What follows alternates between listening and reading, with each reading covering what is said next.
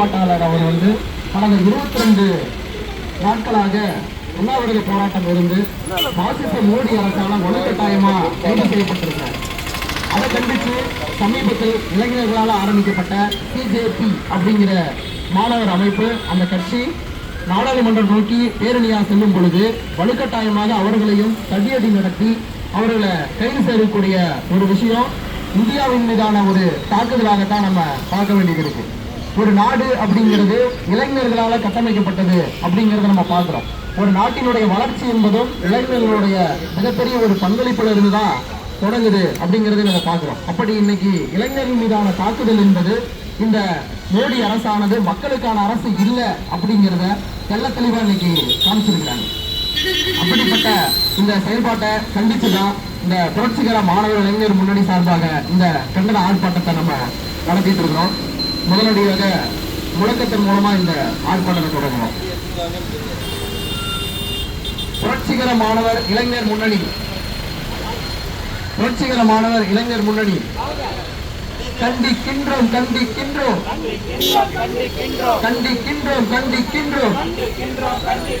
சமூக செயற்பாட்டாளர் சோழம் வாழ்த்துங்கை அராஜகமாக கைது செய்த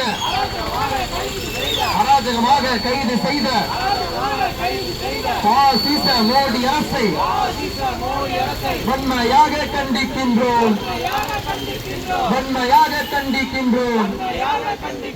பதவி விலகு, பதவி விலகு, பதவி விலகு, பதவி விலகு. தர்மேந்திர பிரதானே, தர்மேந்திர பிரதானே, பதவி விலகு, பதவி விலகு. நீட் தேர்வில் முறைகேடல்ல, நீட் தேர்வில் முறைகேடல்ல, நீட் தேர்வே முறைகேடு, நீட் தேர்வே முறைகேடு. ஒன்றிய அரசு மோடி அரசு, ஒன்றிய அரசு மோடி அரசு ரத்து செய், ரத்து செய், ரத்து செய், ரத்து செய். ஏழை மாணவர்களின் கல்வியை பறிக்கும் நீட் தேர்வு உள்ளிட்ட, நீட் தேர்வு உள்ளிட்ட பொது நுழைவு தேர்வுகளை ரத்து செய், ரத்து செய், ரத்து செய், ரத்து செய்.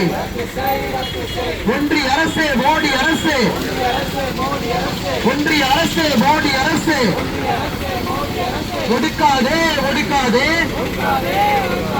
ஒடுக்காதே, ஒடுக்காதே. கல்வி உரிமைக்காக, கல்வி உரிமைக்காக போராடும் மாணவர்களை, போராடும் மாணவர்களை, சமூக செயல்பாட்டாளர்களை ஒடுக்காதே, ஒடுக்காதே. பாசிச மோடி அரசு, பாசிச மோடி அரசு அடிபணிய மாட்டோம், அடிபணிய மாட்டோம். மாணவர்கள் நாங்கள் அடிபணிய மாட்டோம், அடக்கு முறைகளுக்கு அடிபணிய மாட்டோம். கட்டி அமைப்போம், கட்டி அமைப்போம், கட்டி அமைப்போம், கட்டி அமைப்போம். நீட் தேர்வு உள்ளிட்ட, நீட் தேர்வு உள்ளிட்ட பொது நுழைவு தேர்வுகளை, பொது நுழைவு தேர்வுகளை ரத்து செய்ய கோரி நாடு தழுவிய அளவில் ஒன்றிணைந்த போராட்டங்களை கட்டி அமைப்போம், கட்டி அமைப்போம், கட்டி அமைப்போம், கட்டி அமைப்போம். பாசிச எதிர்ப்பு மாணவர் முன்னணியை கட்டி அமைப்போம், கட்டி அமைப்போம். நிறுவுவோம், நிறுவுவோம், நிறுவுவோம், நிறுவுவோம். ஜனநாயக கூட்டரசை நிறுவுவோம், நிறுவுவோம், நிறுவுவோம், நிறுவுவோம். அடுத்ததாக இந்த ஆர்ப்பாட்டத்தில் மக்கள் அதிகாரம் சார்பாக பணியிட்டிருக்கக்கூடிய தோழர் லூஸ் அவர்கள் உரையாற்றுவார்.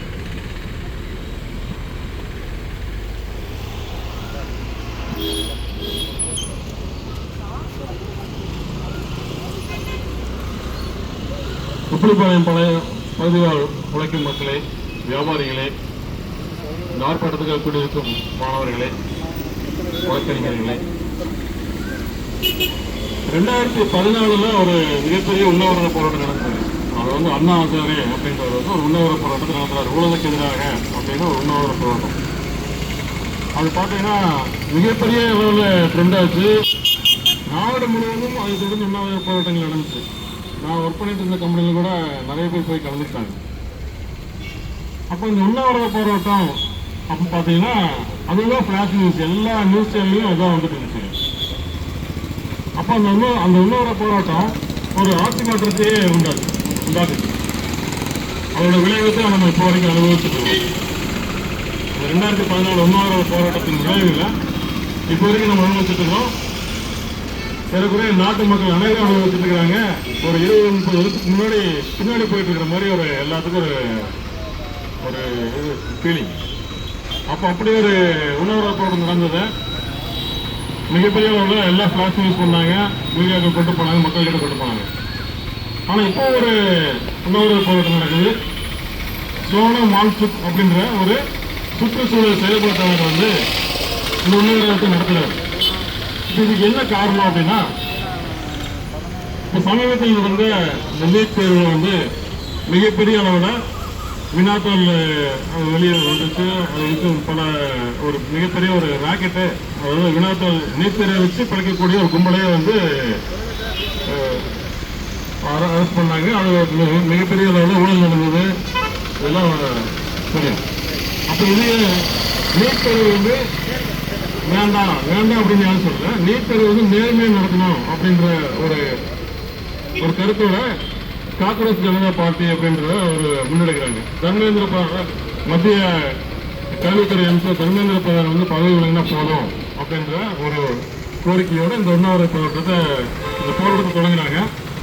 அதுல வந்து இவர் சோனம் வாங்சுக் வந்து கலந்துக்கிறாரு. இவர் வந்து அந்த போராட்டத்தையே ஒரு கையில் எடுத்த மாதிரி இவர் வந்து உண்ணாவிரத போராட்டத்தை நடத்துறாரு. ஆனா நீட் தேர்வில் ஏறக்குறைய நீட் தேர்வின் மூலமா, நீட் தேர்வின் விளைவா, நீட் தேர்வின் கொடூரத்தால் ஏற்கனவே நாடு முழுவதும் இருக்கிற ஒரு 30,000 பேர் இறந்ததுக்காக ஒரு புள்ளிவரும் சொல்றாங்க. அப்ப இந்த மோடி அரசு இவ்வளவு மாணவர்கள், அனிதா முதல் பலி, அனிதா நம்மளுடைய அரியலூர் அனிதா தான் முதல் பலி. அப்ப இருந்து 30,000 மாணவர்கள் இறந்து போயிருக்காங்க அப்படின்ற கரையாத ஒரு மனசு, ஒரு அரசு இந்த ஒருத்தருடைய உண்ணாவிரதத்தின் மூலமா அப்படி ஒரு ஆக்ஷன் எடுத்துருமா, இல்லை தர்மேந்திர பிரதான் பதவி விலகி வரா, இல்லை நீட் தேர்வு ரத்து செஞ்சிருவாங்களா? அப்படி கிடையாது. ஆனா இதே இவ்வளவு கல்நெஞ்சக்கார மோடி அரசையே பணியை வைத்த ஒரு மிகப்பெரிய போராட்டம் இந்தியாவில் நடந்துச்சுங்க. அதுதான் வந்து மூன்று வேளாண் சட்டத்துக்கு எதிராக விவசாயிகள் நடத்திய மிகப்பெரிய போராட்டம். அது வருடக்கணக்காக நீடித்தது. ஏறக்குறைய 75க்கு மேற்பட்ட விவசாயிகள் அதில் மரணித்தாங்க, இந்த களத்தில் மரணித்தாங்க. அப்படிப்பட்ட அந்த ஒற்றுமையான விவசாயிகளுடைய போராட்டம் இந்த பாசிச மோடி அரசை மண்டியிட வைத்தது அப்படின்றது நம்ம எல்லாத்துக்கும் தெரிஞ்சது. அப்போ இங்கே என்ன அப்படின்னா, தன்னை வருத்தி கொண்டு இந்த போராட்டம் நடத்துறது அப்படின்னா அதாவது மக்கள் அதிகாரத்துக்கு உடன்பாடு இல்லை அப்படின்றது கூட. இந்த போராட்டம் அப்படின்றது வந்து என்னதான் ஒரு மனுஷன் உண்டான வந்து ஒரு கோரிக்கைக்காக நிற்கிறானே, ஒரு போராட்டம் பண்றானே, அது வந்து அரசு பரிசீலித்தல் என்ன அப்படின்றத நாங்கள் பார்க்குறோம். ஆனால் மோடி அரசு கிட்ட, அதாவது பாசிஸ்ட் கிட்ட இதெல்லாம் அவங்க நடக்குமா? உண்ணாவிரத போராட்டத்தின் மூலமா ஒரு கோரிக்கையை சாதிச்சிட முடியுமா அப்படின்னா அதில் எங்களுக்கு நம்பிக்கை கிடையாது. ஏன்னா இப்போ அதான் நடந்து கேட்டுக்கிறாங்க. உண்ணாவிரத போராட்டம் நடத்துறதுக்கு யாரும் பேசுவது வரல அவரு கூட. ஆனால் இப்போ வந்து அங்கே போலீஸ் விட்டு அங்கே இருக்கிற உண்ணாவிரத பந்தல் இருந்த மாணவர்கள் எல்லாத்தையும் அடித்து விரட்டிட்டு இப்போ இவரை வந்து கைது பண்ணியிருக்கிறாங்க. அப்போ இதுதான் பாசிச அரசுடைய அணுகுமுறையாக இருக்கும் அப்படின்றத நாங்கள் சொல்கிறோம். அப்போ அந்த வகையில் இது வந்து யாருக்கும் புரியாமல் கிடையாது. பாசிஸ்டுகள் இதுக்கெல்லாம் மறந்துருக்க மாட்டாங்க அப்படின்னாலும் வெளிப்படையான உண்மைதான். ஆனால் ஏன் மறுபடியும் இந்த மாதிரி போராட்டங்கள் நடக்குது, ஏன் போராட்ட வடிவம் மாற மாட்டேங்குது அப்படின்றத இங்கே இருக்கிற ஒரு மிகப்பெரிய கேள்விகள். அப்போ போராட்ட முறைகள் வந்து மாறணும். எப்படி விவசாயிகள் வந்துட்டு அந்த டெல்லிக்கு போகிற எல்லா வழிகளையும் பிளாக் பண்ணி அடைச்சு தங்களுடைய டிராக்டர்களை கொண்டு வந்து நிறுத்தி போராடினாங்களோ, அந்த மாதிரி ஒரு அரசுக்கு உண்மையாலுமே நெருக்கடி பெறக்கூடிய கருத்தில் இருக்கக்கூடிய போராட்டங்கள் தான் இங்கே வேணும். அப்பதான் வந்து பாசிஸ்டுகள் வந்து நம்ம ஒரு பேச்சுவார்த்தைக்காக வருவாங்க அப்படின்றது பார்க்க முடியும். அப்போ அந்த மாதிரியான போராட்டங்களை கட்டமைக்க வேண்டிய தேவை நம்ம அனைவருக்கும் இருக்குது. குறிப்பாக வந்து மாணவர்கள் இதில் வந்து மாணவர்களுக்கு இந்த மாதிரி நாம் நாடு முழுவதுமான போராட்டத்தை முன்னெடுக்க வேண்டும். இதில் என்ன அப்படின்னு கேட்டால், நீட் தேர்வில் நடக்கிற முறைகேடு கிடையாது. முறைகேடு கண்டித்தோ இல்லை ஒரு அமைச்சர் பதவிகள் மூலமாகவோ இங்கே வந்து சிக்கல் தீரப்படுறது கிடையாது. நீட் தேர்வே வேண்டாம் அப்படின்றதும் இங்கே போராட்டம் இருக்கணும். இதை வந்து நாடு முழுவதும் மாணவர்கள் முன்னெடுக்கணும். அந்த மாதிரியான போராட்டங்களை நடத்துவதன் மூலமாக தான் இங்கே வந்து உண்மையிலுமே இந்த மாணவ சேவைகளை நம்ம மீட்க முடியும் அப்படின்றத பார்க்கணும். அப்போ இந்த மாதிரியான போராட்டங்களை கட்டமைக்கிறதுக்கு தான் நம்ம போராடணும். அந்த வகையில் வந்து புதிய புரட்சிகர மாணவர் இளைஞர் முன்னணி நடத்தும் இந்த மாதிரி போராட்டங்களுக்கு மக்கள் அதிகாரம் என்றும் துணை நிற்கும். இந்த வான்சூஸ் அவர்களின் கைதை வன்மையாக கண்டிக்கும் மக்கள் அதிகாரம் அதே சமயத்தில் அவருக்கு வேண்டிய ஆதரவையும் அதே சமயத்தில் நாங்கள் தருகிறோம். இந்த வாய்ப்புக்கு நன்றி. வாய்ப்பு வழங்கியதற்கு நன்றி கூறி விடைகிறேன். நன்றி.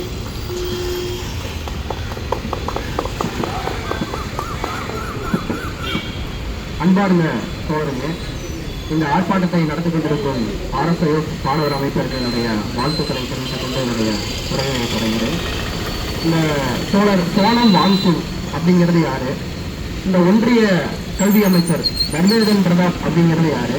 இந்த நீட் தேர்வினுடைய கொடூரம் என்ன? அதே மாதிரி இப்ப இடையில வந்திருக்கக்கூடிய CJP அப்படிங்கிற காக்ரோச் ஜனதா பார்ட்டி அவங்களுடைய ரூல் என்ன? இந்த ஆர்ப்பாட்டம் நடத்த வேண்டிய தேவை என்ன அப்படிங்கறத பத்தி சுருக்கமா நம்ம பார்க்கலாம்னு பாக்குறேன். இந்த தோழர் சோனம் வாங்சுக் அப்படிங்கிறவரு ஒரு கல்வியாளர். 9வது வரைக்கும் அவர் வந்து ஸ்கூலுக்கே வந்து போகல. தன்னோட தாயோடைய துணையோட தான் வந்து அவர் வந்து படிச்சிருக்காரு. அதன் பிறகுதான் வந்து கல்வியை அவர் வந்து தொடங்கி அவரு மேற்கொண்டு பல கல்வி ரீதியான செயல்பாடுகள் வந்து ஈடுபட ஆரம்பிக்கிறார். நீங்க நண்பன் படம் பார்த்திருப்பீங்க. அதுல வந்து விஜயோட கேரக்டர் பாத்தீங்கன்னா கொசக்சி பசப்புகள் அப்படின்னு சொல்லி ஒரு கேரக்டர் வரும்.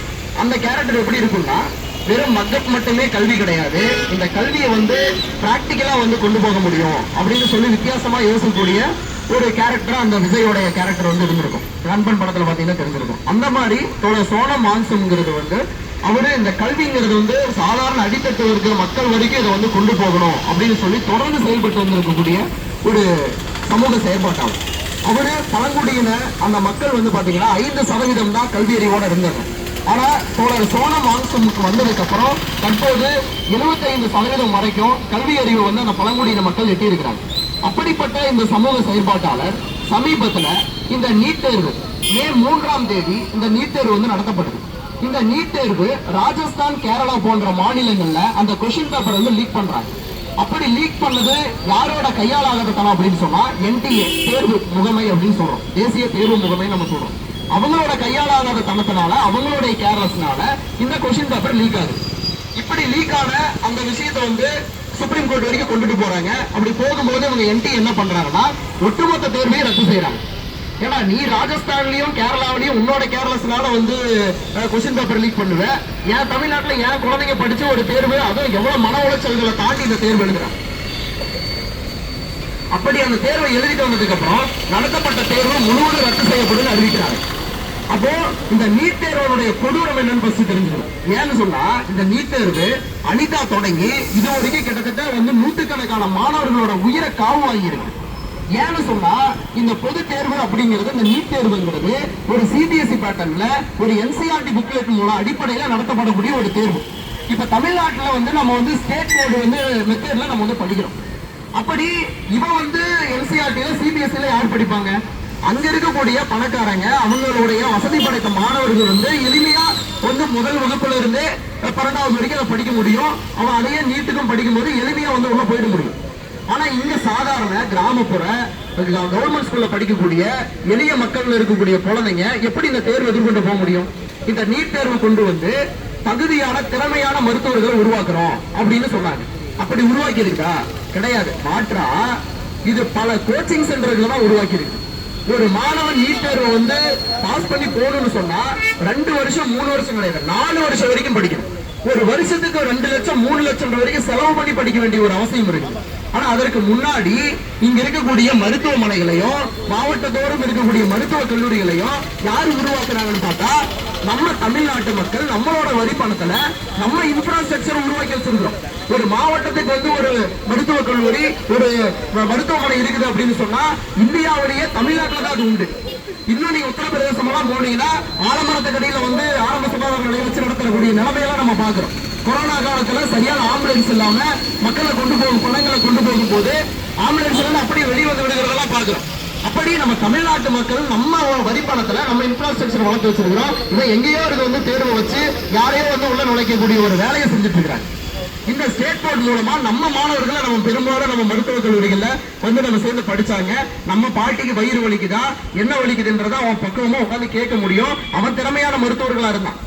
இன்னைக்கு பல்வேறு அரசு மருத்துவமனைகள்ல எவ்வளவு மருத்துவத்துல சாதிக்கக்கூடிய நிலைமைகள்லாம் கூட இருக்குது.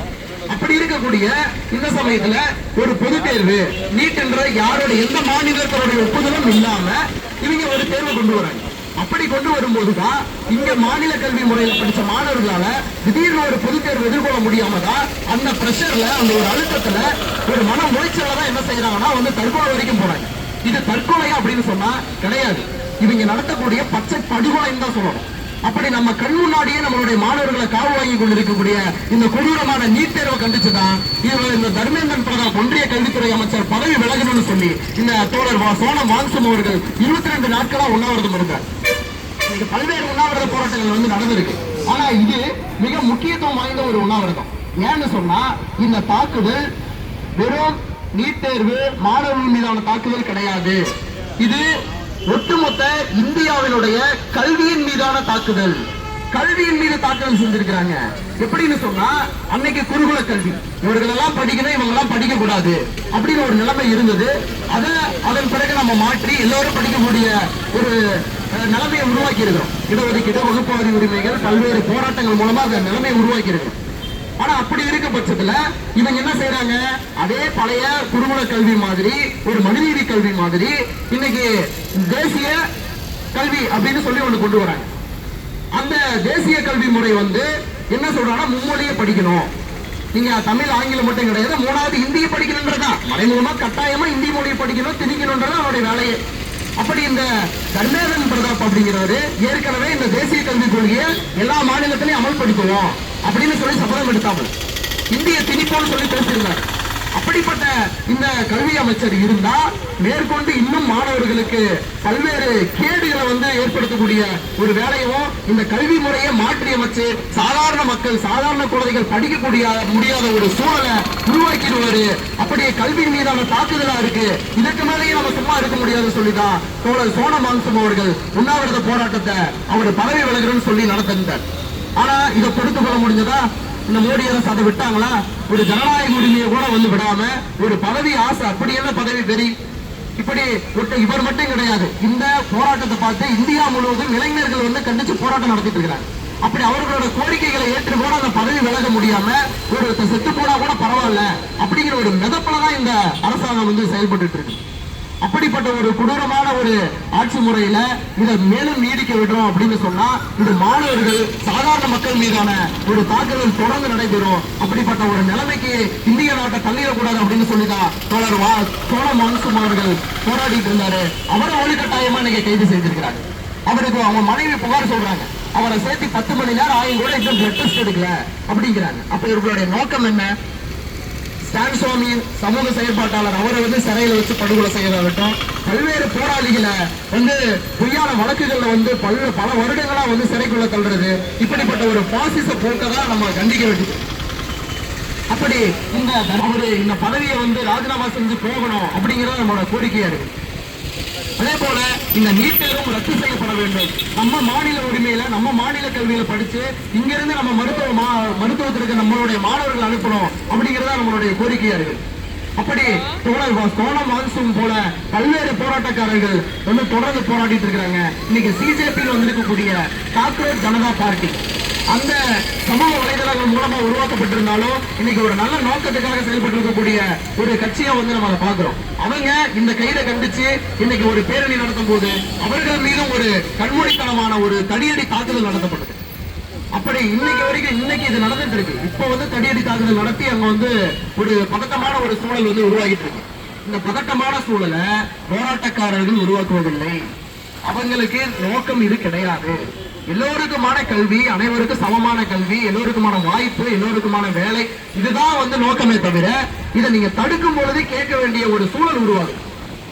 ஒரு கல்வி உங்களால கொடுக்க முடியல, எனக்கு கிடைக்க வேண்டிய கல்வியை மறுக்கிறீங்கன்னா நான் போராடி தான் வாங்க வேண்டிய அவசியம் இருக்கு. அதற்காக தான் வீதியில் இறங்கி போராட வேண்டிய ஒரு தேவை உருவாகும். அப்படி இந்த தேவைகளை வந்து உருவாக்கிட்டு இருக்கிறது இந்த ஒன்றிய பாசிச மோடி அரசு. அப்படியே நம்ம வந்து தமிழ்நாட்டு அரசு நம்ம எடுத்துக்கலாம். இன்னைக்கு பல்வேறு அரசியல் கட்சி தலைவர்கள் சோனம் மான்சூன்ல போய் சந்திச்சு அவருக்கு ஆதரவு கொடுத்து வந்திருக்கிறாங்க. காரணம் என்னன்னா கல்வியின் மீது நடத்தப்படக்கூடிய தாக்குதலா இருக்கு. இது வந்து கண்டிக்கப்படக்கூடியது அவங்களுக்கு தெரியுது. ஆனா இங்க இருக்கக்கூடிய தமிழக வெற்றி கழகத்தினுடைய தலைவர் முதலமைச்சர் விஜய் அவர்கள் வந்து நேரடியா போய் அவங்ககிட்ட வந்து ஒரு ஆதரவு கொடுத்ததோ பேசுறதோ வந்து இல்ல. என்னன்னா இப்பதான் வந்திருக்கிறோம், இதுக்கு மேலதான் செய்வோம் அப்படின்னு சொன்னா வந்து இன்னைக்கு பல மாதங்கள் ஆயிடுச்சு. இன்னைக்கு ஒட்டுமொத்த தமிழ் மக்களும் ஓட்டு போட்டு தேர்ந்தெடுத்திருக்காங்க. இது ஜனநாயகத்தை வந்து நம்ம ஏத்துக்கிறோம் அப்படின்னு சொன்னா இன்னைக்கு இந்த மக்களுடைய குழந்தைகளோட கல்வி தாக்கப்படுது, அது ஒரு அச்சுறுத்தல் இருக்கிற பொழுது இவங்களோட பிரதிநிதியா இருக்கக்கூடிய முதலமைச்சர் அவர்கள் போய் பேசியிருக்கோமா கூடாதா? அதை பத்தி ஒரு அறிக்கை விட்டுருணுமா கூடாதா? அப்படி பார்த்தா இல்ல. இந்த போக்கை மாத்திக்கணும். இங்க இருக்க உண்மையாலுமே மக்களுக்கான ஆட்சியை நடத்துறாங்க அப்படின்னு சொன்னா இங்க நடத்தப்படக்கூடிய கல்வியின் மீதான மாணவர்கள் மீதான தாக்குதலை வந்து கண்டிக்கணும், இவர்களும் சேர்ந்து குரல் கொடுக்கணும் அப்படின்னு சொல்லி கேட்டுக்கிறேன். இந்த ஆர்ப்பாட்டத்துக்கு வந்திருக்கக்கூடிய தோழர்களுக்கு என்னுடைய நன்றியை கூறிக்கொண்டு அடுத்ததாக தோழர் மகேஷ் அவர்கள் பேச அழைக்கிறேன். நன்றி.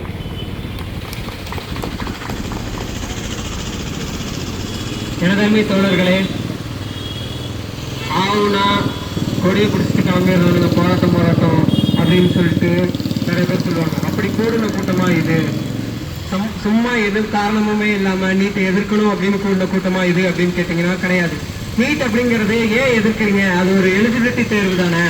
ஒரு தேர்வு எழுதி உள்ள போறவங்க என்ன பிரச்சனை வந்துட போகுது அப்படின்னு நீங்க எல்லாரும் கேட்கலாம். அந்த நீட் அப்படிங்கிற தகுதி தேர்வு உண்மையுமே தகுதியை அடிப்படையா வச்சுதான் வந்துட்டு அவங்க எடுக்கிறாங்களா அப்படின்னு பார்த்தா சுத்தமா கிடையாது.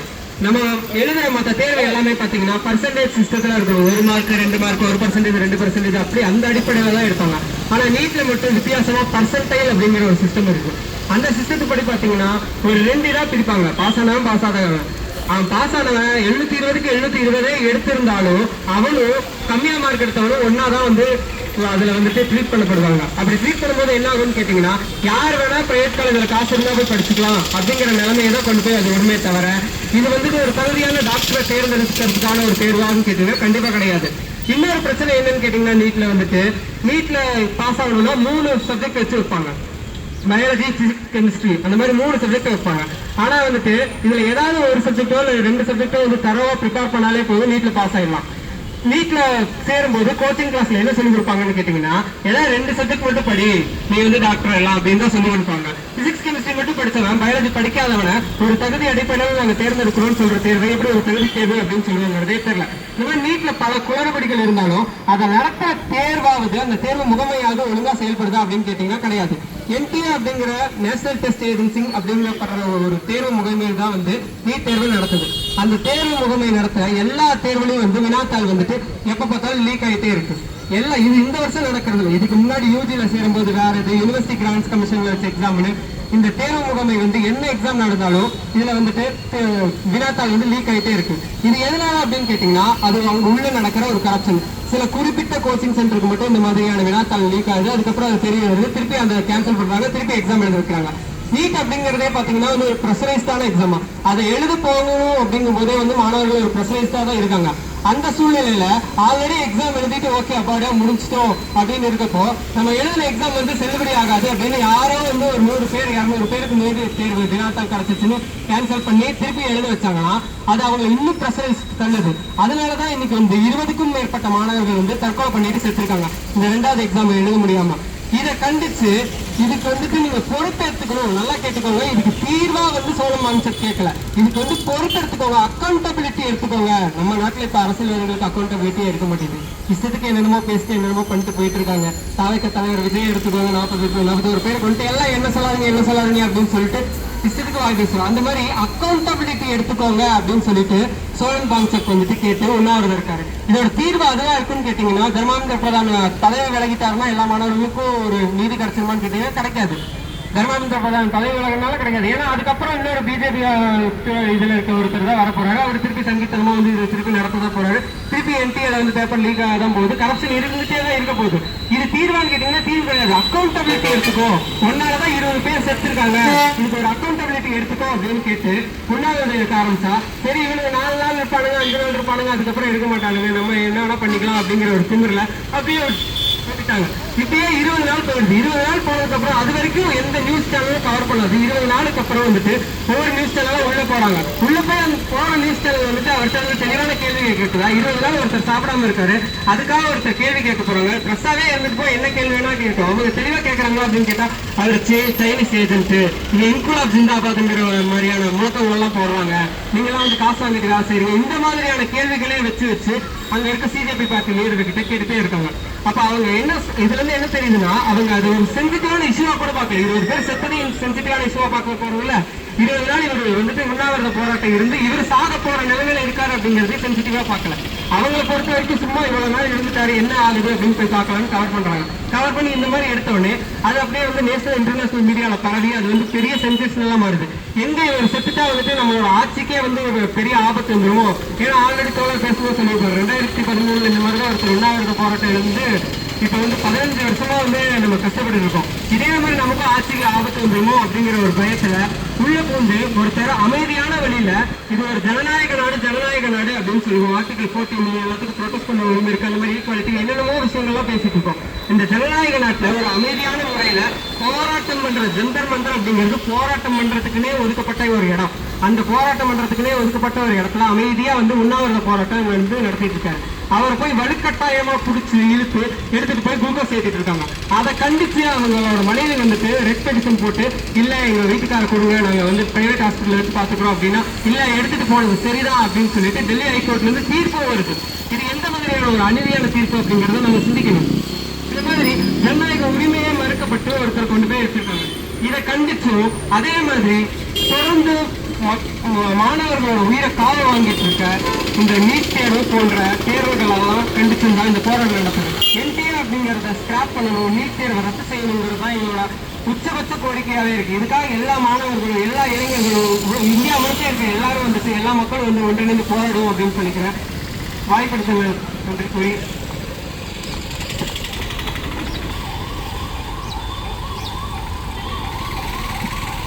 கண்டிக்கின்றோம். சமூக செயல்பாட்டாளர் சோனம் வாங்சுக்கை அராஜகமாக கைது செய்த பாசிச மோடி அரசை வன்மையாக கண்டிக்கின்றோம். பதவி விலகு, பதவி விலகு, பதவி விலகு, பதவி விலகு, தர்மேந்திர பிரதான பதவி விலகு, தர்மேந்திர பிரதான பதவி விலகு. நீட் தேர்வில் முறைகேடு அல்ல, நீட் தேர்வில் முறைகேடு அல்ல, நீட் தேர்வு முறைகேடு, நீட் தேர்வு முறைகேடு. ஒன்றிய அரசு, மோடி அரசு, ஒன்றிய அரசு, மோடி அரசு ரத்து செய், ரத்து செய். ஏழை மாணவர்களின் கல்வியை பறிக்கும், ஏழை மாணவர்களின் கல்வியை பறிக்கும் நீட் தேர்வு உள்ளிட்ட, நீட் தேர்வு உள்ளிட்ட பொதுநுழைவு தேர்வுகளை ரத்து செய், பொதுநுழைவு தேர்வுகளை ரத்து செய். ஒன்றிய அரசு, மோடி அரசு, ஒன்றிய அரசு, மோடி அரசு ஒடுக்காதே, ஒடுக்காதே. கல்வி உரிமைக்காக போராடும் மாணவர்களை ஒடுக்காதே, ஒடுக்காதே, ஒடுக்காதே. சமூக செயல்பாட்டாளர்களை ஒடுக்காதே, ஒடுக்காதே. பாசிச மோடி அரசு, பாசிச மோடி அரசு அடிவடி மாட்டோம், அடிவடி மாட்டோம். உன் அடக்குமுறைகளுக்கு அடிவடி நிறுத்தம். கட்டி அமைப்போம், கட்டி அமைப்போம், கட்டி அமைப்போம், கட்டி அமைப்போம். நீட் தேர்வு உள்ளிட்ட பொது தேர்வுகளை ரத்து செய்ய கோரி நாடு தழுவிய அளவில் ஒன்றிணைந்த போராட்டங்களை கட்டியமைப்போம் கட்டியமைப்போம் கட்டியமைப்போம் கட்டியமைப்போம் பாசிச எதிர்ப்பு மாணவர் முன்னணியை கட்டியமைப்போம் கட்டியமைப்போம் நிறுவுவோம் நிறுவுவோம் ஜனநாயக கூட்டரசை நிறுவுவோம் நிறுவுவோம். கார்த்தி அவர்கள்